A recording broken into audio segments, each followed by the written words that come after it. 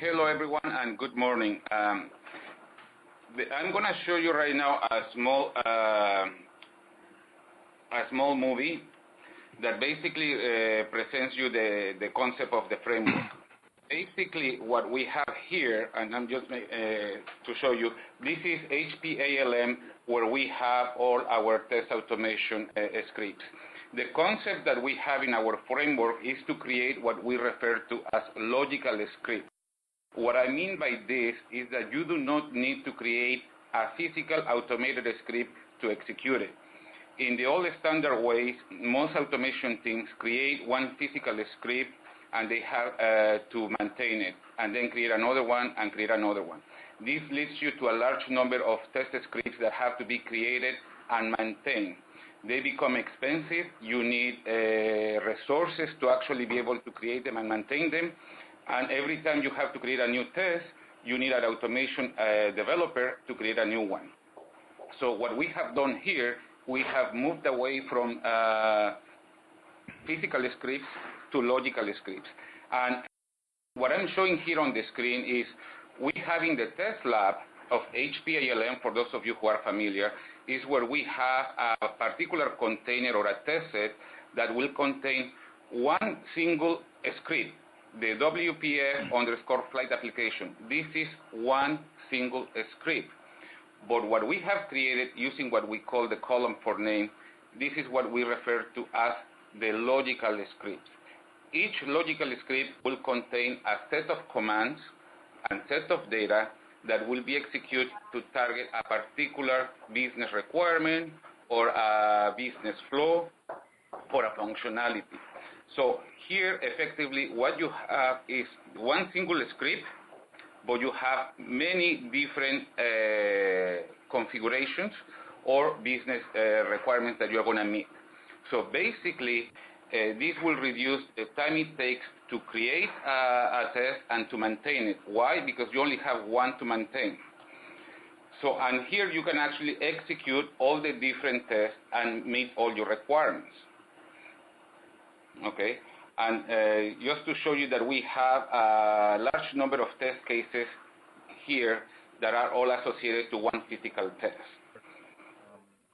Now we're going to go to the test plan to show you how the script looks like. Here is, again, one single script, and we have all these different test configurations that address different business rules. But the actual script is a one line of code that basically executes, and all the code, all the functions, all the methodology is behind the scenes. So you don't have to create that many tests, and I will show you how we do that. So here we have all these different scenarios, different type of behavior, insert order, update order, delete, international flight, domestic hold, and so on. And the beauty of this is that all these test cases are actually created in something similar to a spreadsheet. And in this spreadsheet, you can see that we have basically different scenarios, and we have a collection of the commands. Now, as you can see, we have columns for command and data. And these columns basically are the functions that will get executed by the automation tool, which can be UFT or Selenium or something else. Also, something I like to show you here is that the business scenarios that we're covering, some of them can be short, like in this example, they end in command 7, and some of them can be a bit longer and go all the way to command 9. So it gives you the flexibility to create test cases by adding one single row of information in this Excel sheet to address a particular business scenario.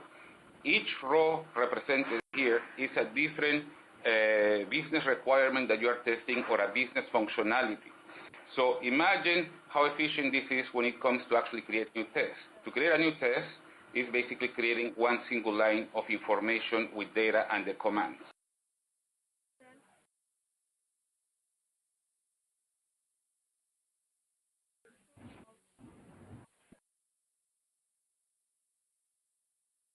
And also, we can have traceability between the test configurations and requirements using HPALM.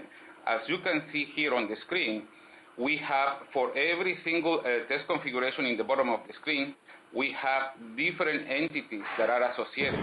So you can actually have your traceability between a business scenario and a requirement. This is a nice feature to have because that way you can make sure that every single scenario is being tested.